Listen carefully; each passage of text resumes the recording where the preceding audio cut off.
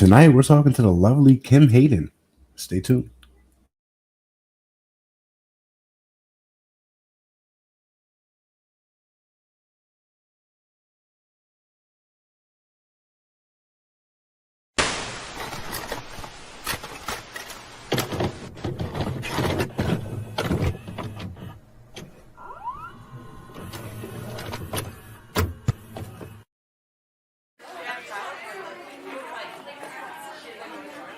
Talking Junk Network, where entertainment lives.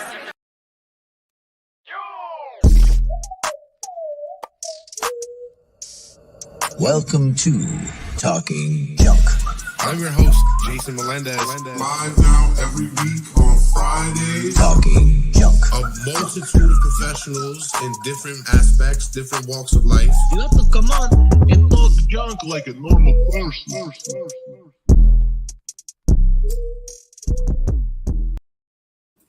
Welcome to Talking Junk, the podcast that comes to you live every Friday night from Facebook, YouTube, Twitch, and Twitter. I'm your host, as always, here with a wonderful guest. Let's bring her right in. Kim, how you doing tonight? I am doing awesome. Excited. Thank you for coming on. It's an honor. I was super excited. And you know what? Who doesn't like to talk a little junk? the honor is all mine. Now, why don't you tell us where Kim's journey started? Okay. So first of all, I'm up here in Calgary, Alberta, Canada, but I'm actually originally from Wichita, Kansas. Me and my wife has always wanted to move to Canada, and then we made the opposite move to Florida. So. Well, you guys can come up here and stay when it's snowing in May, and I'll go to Florida. But no, I'm originally from Wichita, Kansas, the eldest of 4 girls, and I grew up broke. Seriously, like mom worked 3 jobs, and we still got assistance. And welcome to the club. We have shirts. I know. Don't eat the last Fruit Loop was on my shirt. My sisters and I, we would be going to war. Mom would go and get that one box of Fruit Loops. There was never milk involved with the consumption of Fruit Loops when we were kids. It was all fist in the box, right?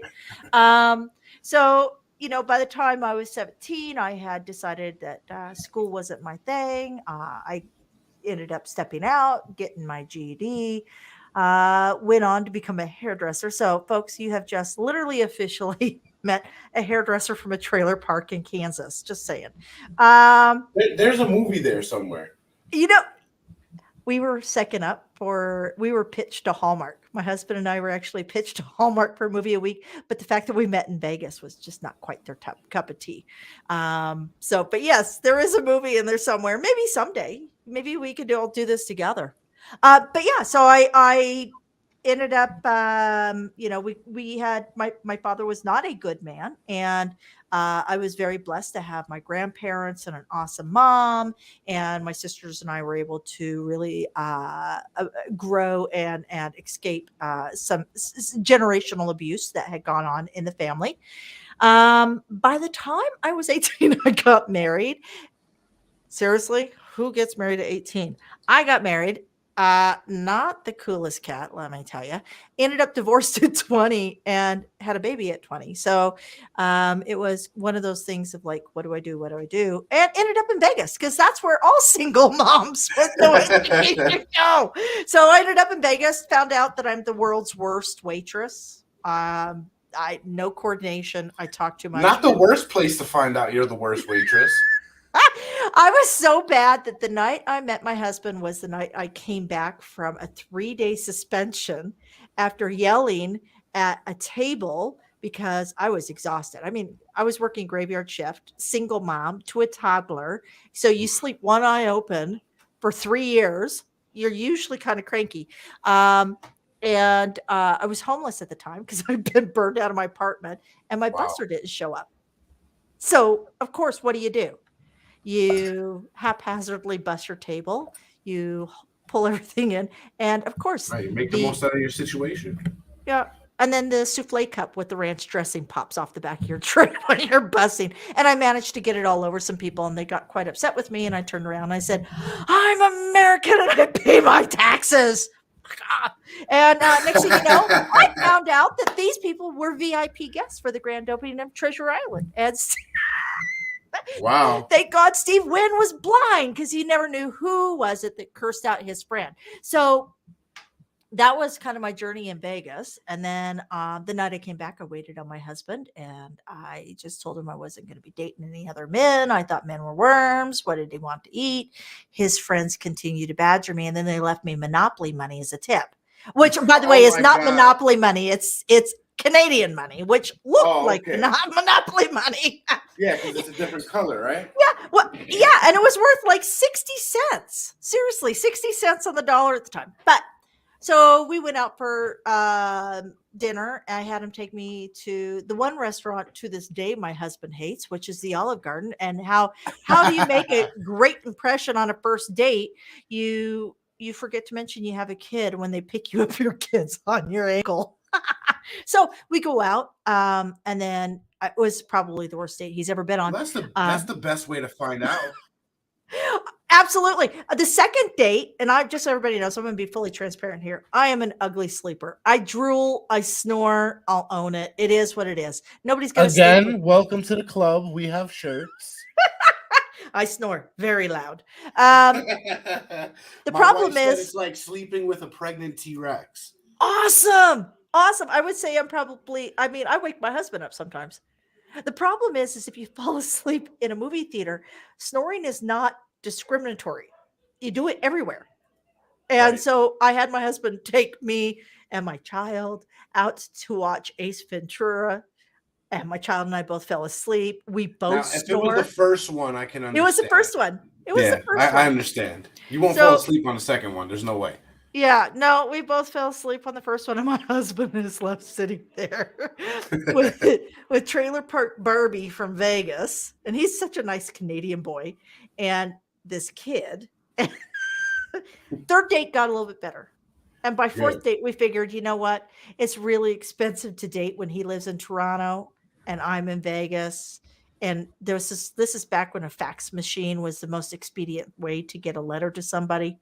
And it's like $2 a page. Yeah.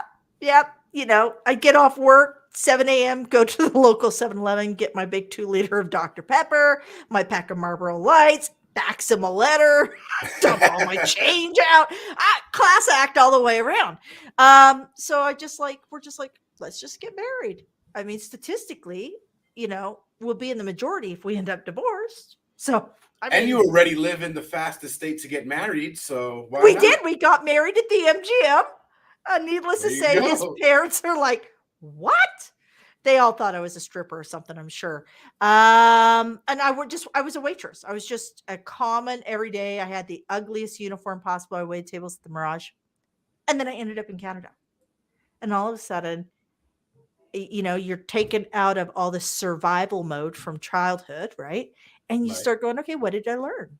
And that's where I really feel like the last 20 years of my life is where everything in my life has expanded. And it's like, okay, I survived all of this. So what am I going to do in order to be of service to those who need to be heard, seen, and cared for? So when we came to Calgary, I ended up going into real estate, and I'm more of an accidental real estate agent. I'm fully transparent. I'm more of a community fell into real estate. Basically, actually, t-shirt time. My husband comes home from his work, and I want everybody to know out there, at-home moms deserve truly successful at-home moms who are engaged and doing things right and making sure their children are fed and the house is clean and they show up and volunteer at the school without these people. Those women honestly deserve a PhD in domestic engineer. It's hard. I did it. I lasted 18 months. Hey, that's a long while before they got to you. The PTA oh my got God. to you. My husband comes home, and so back in there, you would, as a child, you probably would have seen your mother do this. The sponge painting of 1998. The sponge painting of all the leaves on the walls and all that kind of the greens and the pinks and stuff. My husband comes in from, he had been on gone somewhere. I don't know. It could have been with his girlfriend. I don't know. He doesn't really have one, but he's probably for work. And he comes home, and there is literally like this jungle, ugly jungle of sponge painting in the front. And I just look at him. I said, "You're going to find your kids on a milk carton if I don't get a job. Just saying. Just let you know. I can't do this. This is hard." So I went into I wanted to actually open a bakery, a coffee shop. Wow, that's a big swerve. That's what I from wanted to do. bakery to real estate. Well, that's because my husband looks at me and he goes, "Why did you go into real estate? It looks easy." To this day, funniest line out there. It looks easy. So I went into real estate, but I went into real estate doing volunteerism. Huge amounts of volunteerism, like have raised over, just through our annual garage sale, we've raised over something like 34,000 pounds of groceries for the Interfaith Food, or for the Calgary Food Bank. Wow. One of my favorite things is so in Canada, we have where the French integrated with the Indigenous, and that nationality or that race is identified as Métis. And unfortunately, a lot of our Métis in Canada have serious generational trauma. And so there's a lot of kids being raised in poverty, a lot of kids that are being raised by grandparents and things like that. And there's a lot of effort going in right now to heal the Métis nation in Canada. And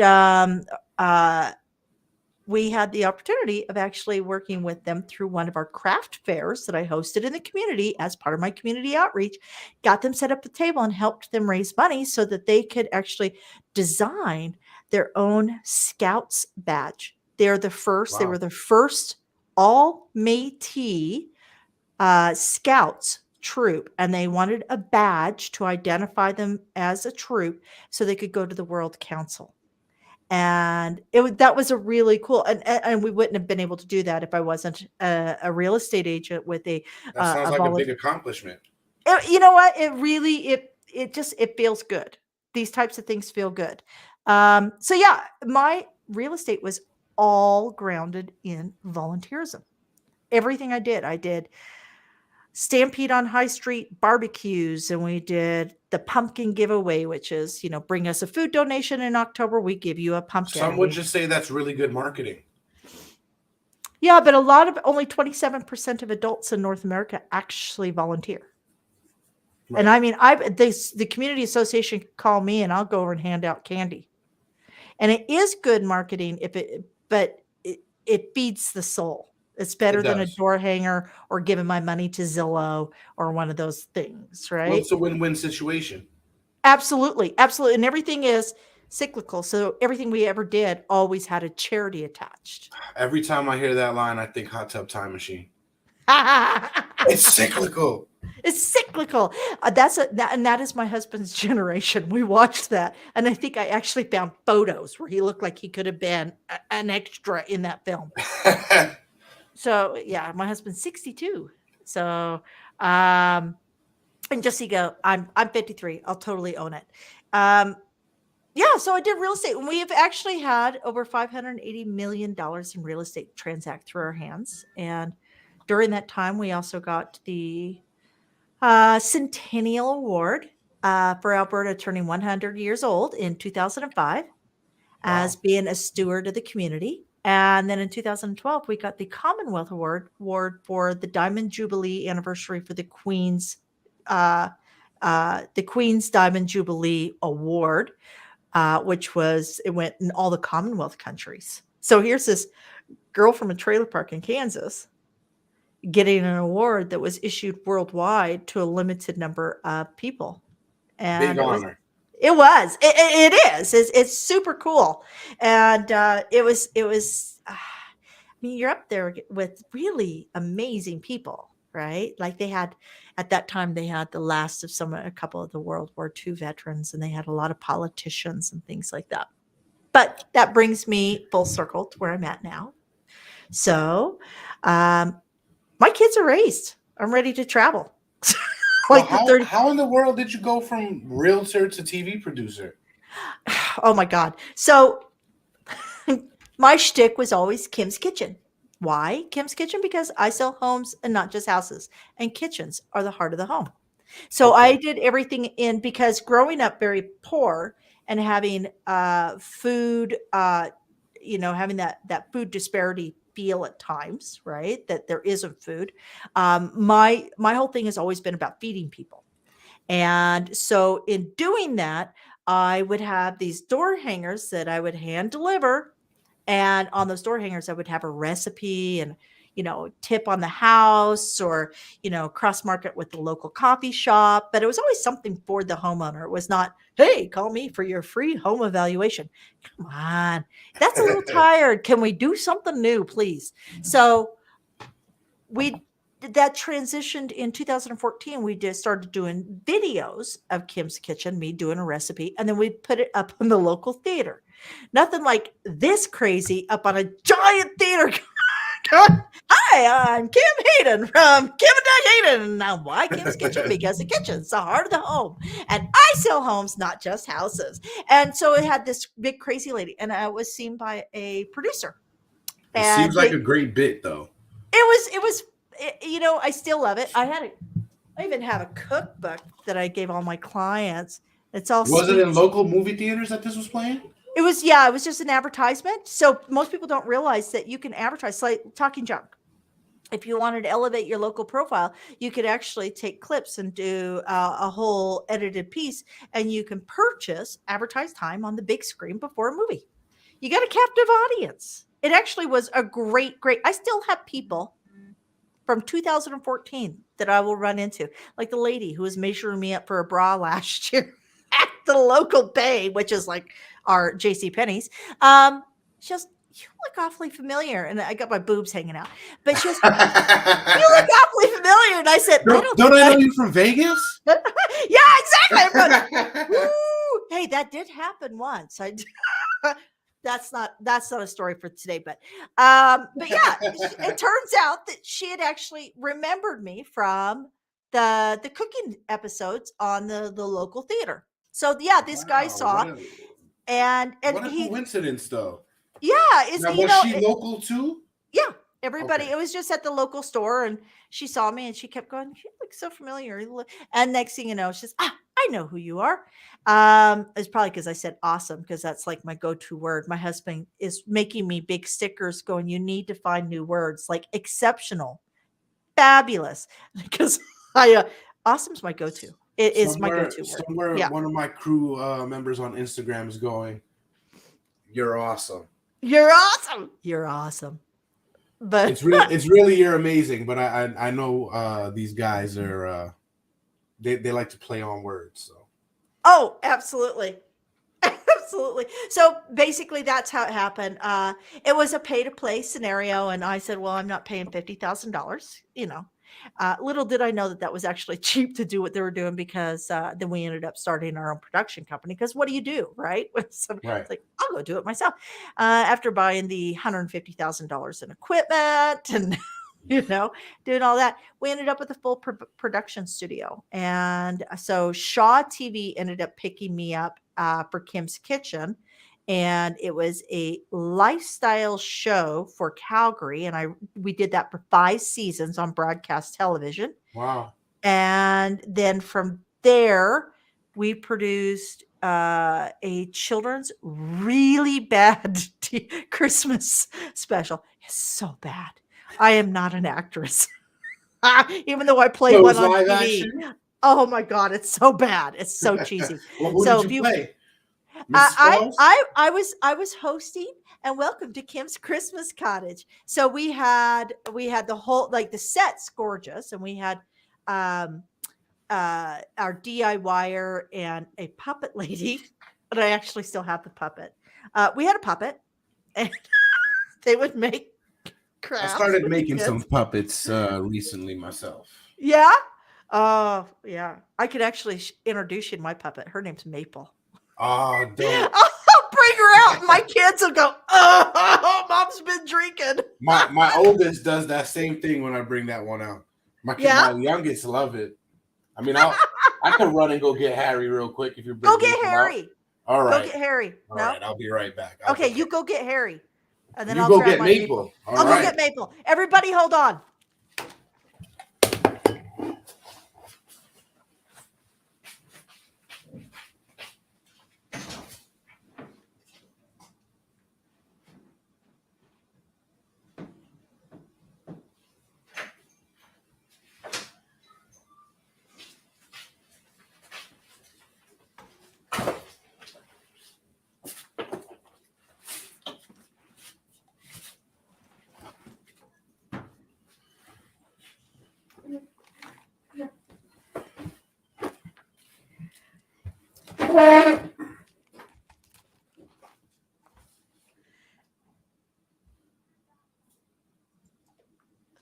Hey there, how you doing? Looking pretty fine. Hello. I'm So sorry. we You didn't tell me that I was meeting a lovely puppet lady. I would have combed some of my hair. just the hair on your back is good. There's plenty. So we did a pilot for a children's puppet show. I should never be allowed to do children's content, just letting you know. I am not. Oh, me either. Very vulgar. Very vulgar. Did you ever see that the Muppet one they did, the dirty one? Did you see the one? It's like 4 years ago. I think so. The one with Melissa McCarthy. Yes. I did. That was hilarious. That show, just, made me fall in love with the Muppets all over again. Just saying. I couldn't. He's got the same facial hair as you. Just Yeah. a different color. Just a different Just a color. different I'm trying color. to get just him in focus because now I think Harry's gonna close out the show. Awesome.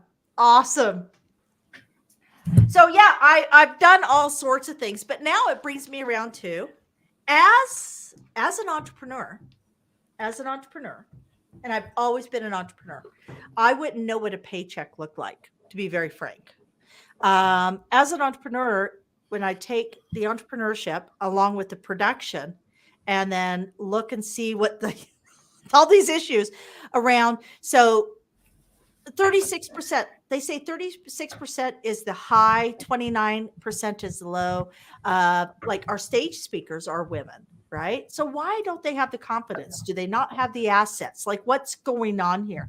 So everything now is boiled down into confidence, credibility, and relevancy. Hello, Harry. And doing good. I think I need a drink, Harry. I should have named her Sally because it could have been when Harry met Sally. What's your poison? Oh, you've got a whole bar there. You know what? What's your poison? Whiskey, gin, vodka, rum. I'm a cider gal, cider or wine. Although I will tell you that. Do you know what a Colorado Bulldog is? I do not. Colorado Bulldog. It's like chocolate milk almost. It tastes like a chocolate milk. Ooh. But it's got like 3 ounces of alcohol in it. It's like vodka, Kahlua, and That's always good. something else. Yeah, it's so good. They call it a paralyzer in Canada, and that is for a reason. Paralyzer. Yeah, paralyzer in Canada. I'm gonna be sure to try to look that. It's actually really good. It's like having chocolate milk. You can have it for breakfast, and it makes the whole day even better. So can I find the recipe relatively easy? I'm pretty sure you can. All right, I'm sorry, pretty sure you Harry. can. I'm gonna shove a whiskey bottle in your ass. There you go. Hey, Harry. Oh, that's so funny. See, we have way more in common. And you're just you're 1 year older than my oldest. Oh, I'm gonna be 35 this year. Okay. So you would have been, what graduating class is that? 2006, Okay. maybe. Yeah. I don't know. I dropped out and took my GD. Oh, awesome. All the creatives, eh? So yeah, that is my story in a nutshell. So what do I do? what do I do? Why am I out hawking my wares and talking to everybody? One, I love to talk. And my husband's just glad that you're taking one for the team tonight, Jason, because you're giving him a little bit of a break. Wait, are you still producing TV? Yes. Well, we produce lifestyle pieces for entrepreneurs. So what we do now is we have a platform called Resilient TV. It is what's called an OTT. So do you know what an OTT is? I do not. Okay, so here's some language, folks. So Netflix is the OG of OTT. So OTT means over the top platform. So this is not like a YouTube. It is a secondary carrier, digital carrier, where you can control the ownership of your content. So Samsung, Amazon, Roku, Apple, all of these are the big OTTs, Okay. and you can get a lease approval. So for a couple $1,000s a month, you can have a lease where you can have your OTT platform on all of those platforms. So it's all just it's all connectors, right? So Right. I was looking that up a couple months ago. yeah, so that's basically, so like Mass Media just is one of the big players in that field. They just got bought or amalgamated. I think they're called Zap now or something. So it's really knowing the language of how to find this information. So it's not easy to find it. So what we've been doing over the last 3 years is how do we create credibility and visibility pieces for female entrepreneurs, leaders, speakers, coaches to help them have not only the assets that they can send out to show people what they're doing, but also be able to project themselves in a very credible fashion, right? Because we're all online, right? We're all online, and there's a lot of noise going on out there.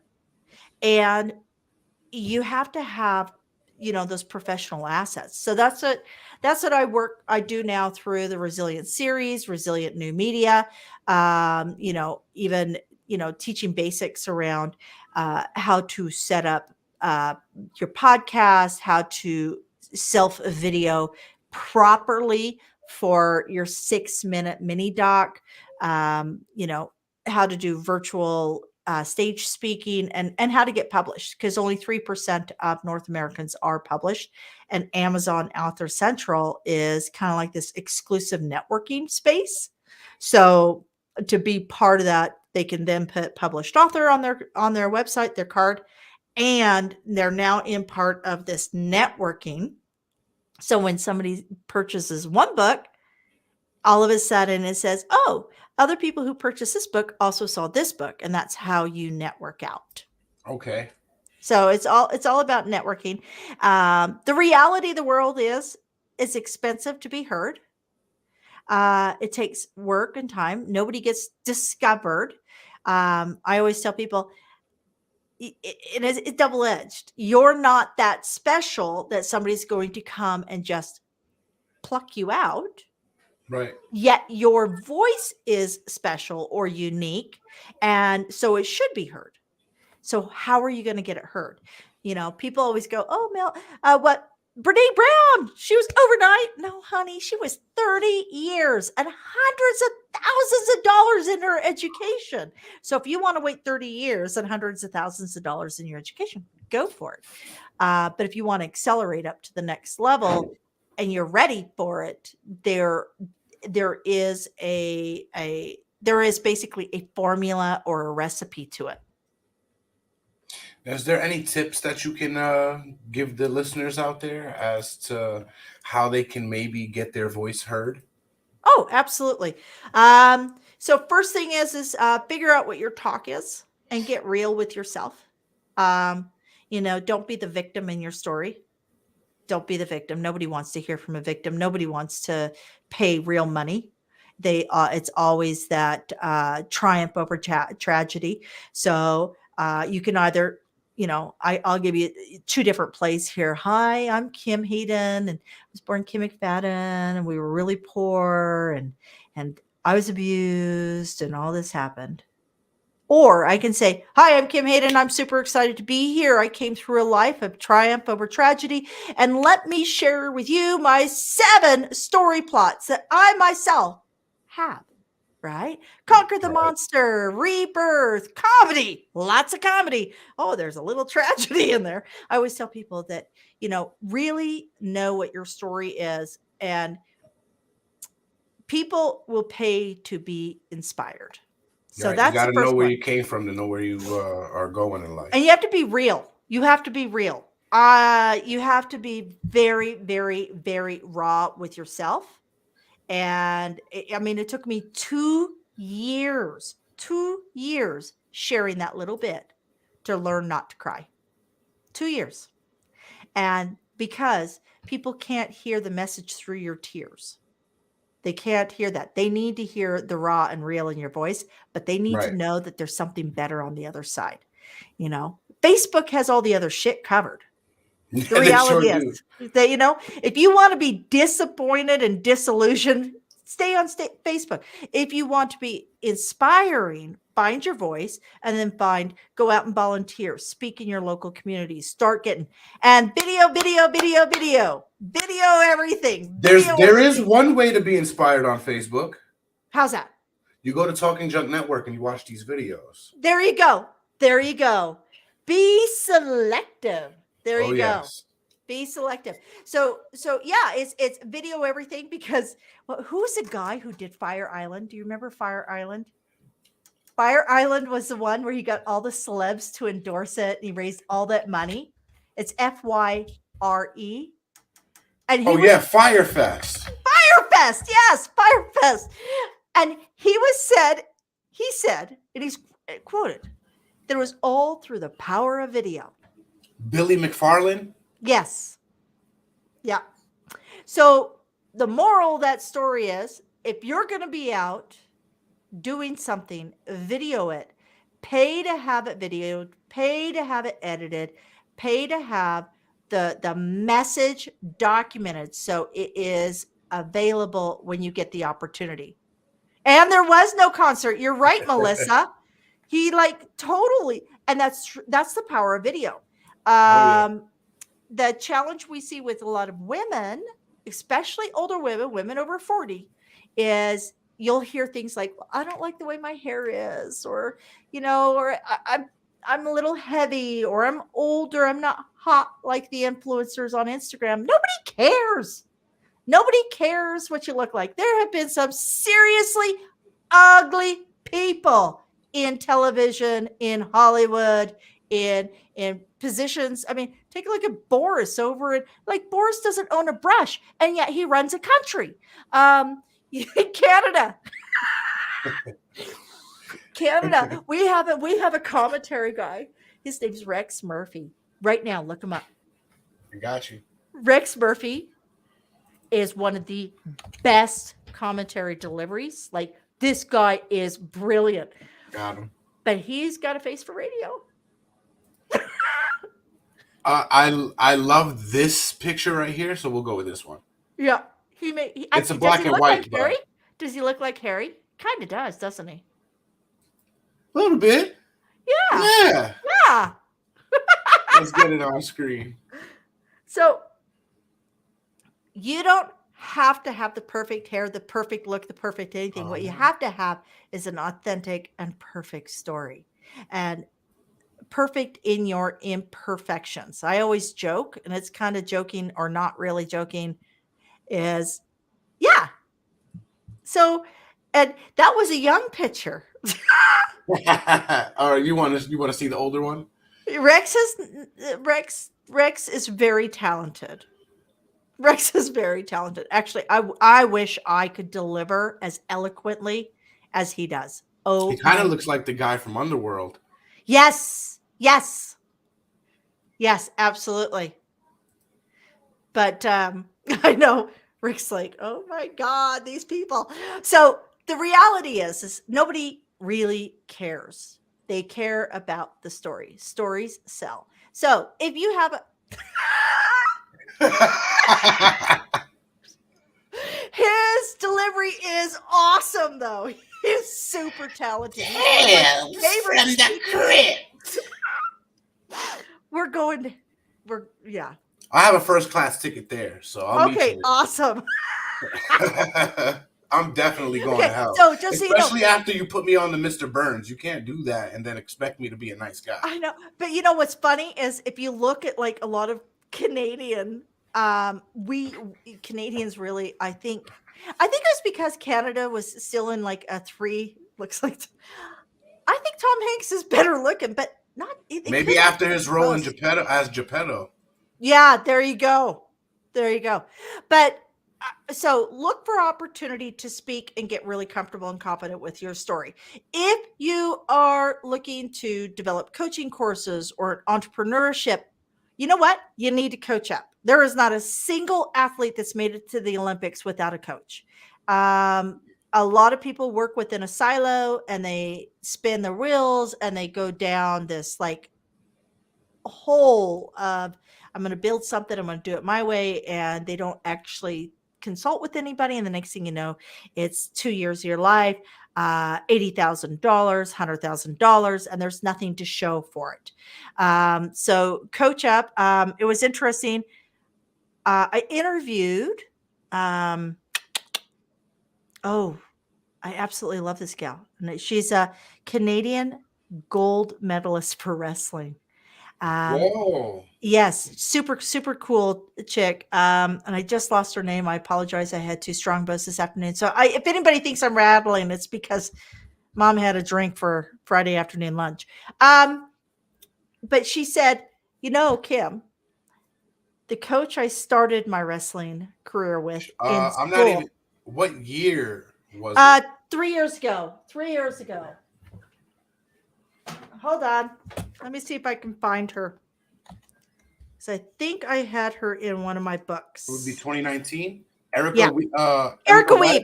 Yeah. Weeb, okay. Yeah, Erica Weeb. She's fabulous. She is so cool. But so she said the coach I went liquid lunches. I know. Melissa and I think Melissa and I could be friends. She said to me in that interview that the coach she started with is not the coach she went to the Olympics with, but without a coach, she would have not gotten to the Olympics. And so I really, really encourage people. I hear from women all the time, I don't have the money. I need to ask my husband, or I'm not sure that what I want to do is worth it. So that's where that credibility, confidence, and relevancy. And I hear this on a regular basis. And it's like, if you don't invest in your message, who the hell is going to invest in your message? Who would invest if you won't? Right. So video, coach up. And, you know, if you want to do something, just go for it. Just go for it. Get in the right sphere. So I don't coach. What I do is I actually do all the production pieces and I guide cohesive messaging from one end to the other. So I start them on the 6-minute video, which goes on an OTT platform for the pure purpose that A, they have a good piece that they can send out to people to market themselves, and B, they can say, I've been seen on, right? So Right. I've been seen on. The next thing we do is we get them published. So they can say published author, which builds credibility, and it starts networking them out with the other 15 or 18 people within that niche publication. Then we move them over to podcasting, and I start sharing like all the different places that you can find great podcasters, who you can talk to and pitch to. Start with the little podcast, work your way up, become a great guest. And then we move over to our virtual live stage, and then we record them on that, and we create that 90-second speaker sizzle reel. So the goal is that at the end of 6 months, they are armed to the teeth. They have their program. They have everything in place to where they can go out and really hustle it with confidence. That's what I do. It sounds amazing. Where can these women find you? I'm easy to find. So, not on a milk carton. But There are days my family probably wishes. So resilientseries.com, or you can go to resilientnewmedia.com. And you are on And Instagram also. oh, I'm on Resilient Series on Instagram, Resilient Women on Facebook. I'm Kim Hayden on LinkedIn. YouTube is, and I have I have a lot of celebrity interviews on YouTube also. Wow. So I have some fun ones. Like I got the crew of Van Helsing when they first launched. I have some really fun ones in there. But that one is Kim Talks Resilience on YouTube. And I actually have a few followers. That's kind of cool and fun. But yeah. Oh, and anybody that wants, if you want, go in and grab totally free charge. I'm not asking for credit cards, and I'm actually not the best CRM manager. So you may get an email once a week. It could end up every other week if I actually forgot about it. But I just do at resilientgift.com. Resilientgift.com. You can go in and you can get a free membership, which includes the monthly magazine. And the monthly magazine has like a recipe in it. We'll have like a $5 gift card for the Queen of Resilient.shop. So I have a store. I have a store online that's hilarious. I have a t-shirt that says Queen Hustle with a crown and the devil tail pitchfork. And it looks like, kind of that kind of edgy, you'd like it. It's like that kind of that tattoo feel to it. I love all that Okay. stuff. Yeah. So we have that one. My husband and I are having shirts made. Perfect. I gotta find where they're gonna be when they're made, because I'm gonna have to purchase one. Well, you can have. I'll send you and your wife a set once we have these made. Mine is Okay. Queen of Resilience. My husband's is King of Regret.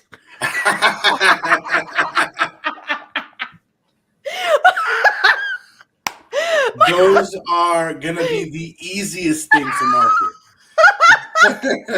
Definitely are. We were sitting here one night, and I am self-proclaimed Queen of Resilience. Queen of Resilience. That is my thing. They asked me, do you want to be she, her, they, them, whatever. I keep trying to put queen in, and it's not allowing me to get that pronoun. So I really want to get that changed. But I'm sitting here going, I'm Queen of Resilience. And my girlfriend goes, and your husband's King of Regret. It's like, I'm not that bad. He goes, oh, that's what's going on the RV.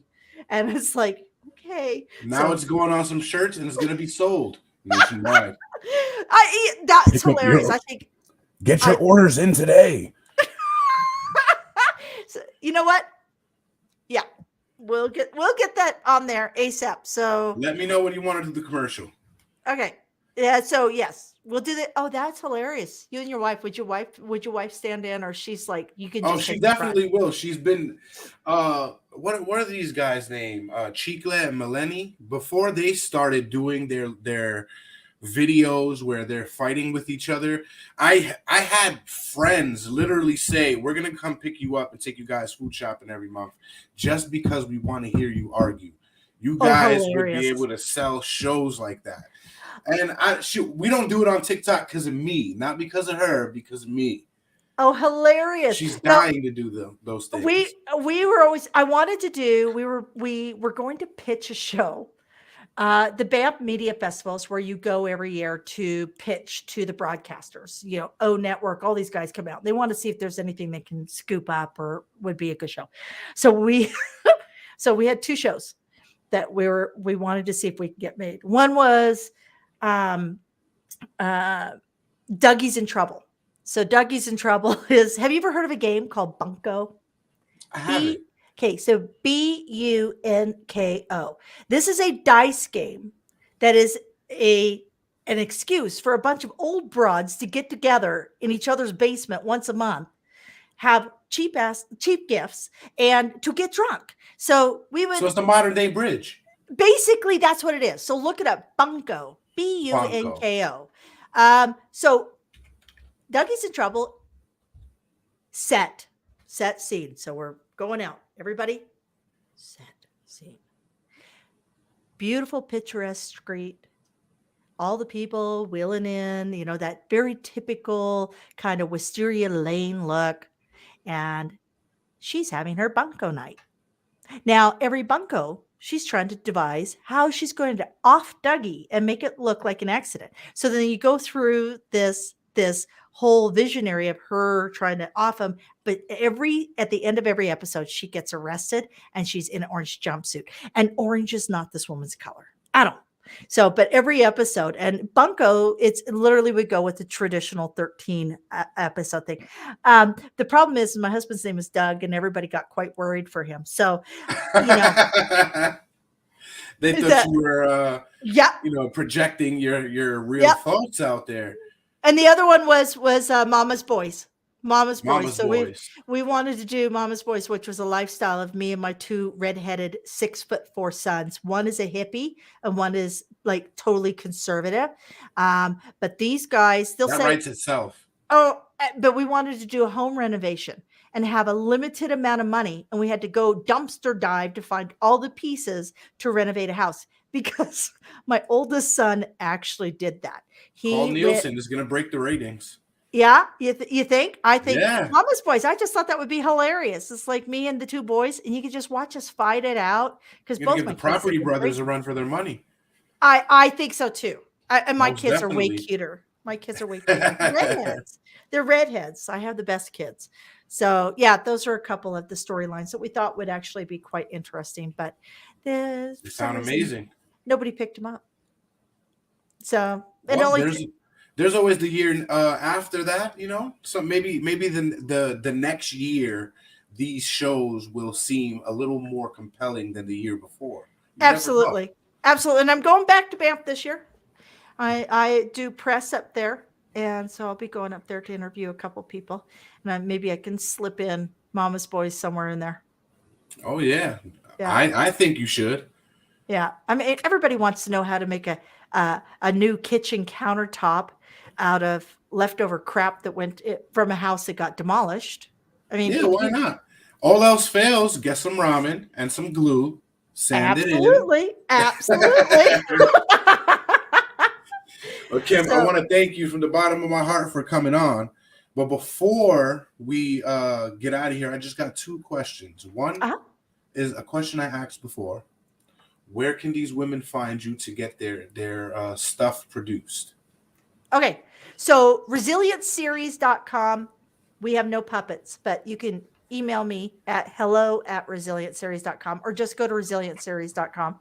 And I'm actually actively looking for another 6 women right now across the United States and Canada, or Australia. Australia, we've got a gal in from Australia. But yeah, I mean, I'm looking for 5 with great stories and have marketable businesses that they want to get their story out there. I might know one. I would love it. And so I'm going to talk to my husband about coming down and visiting you, because I figure in for a penny, in for a pound.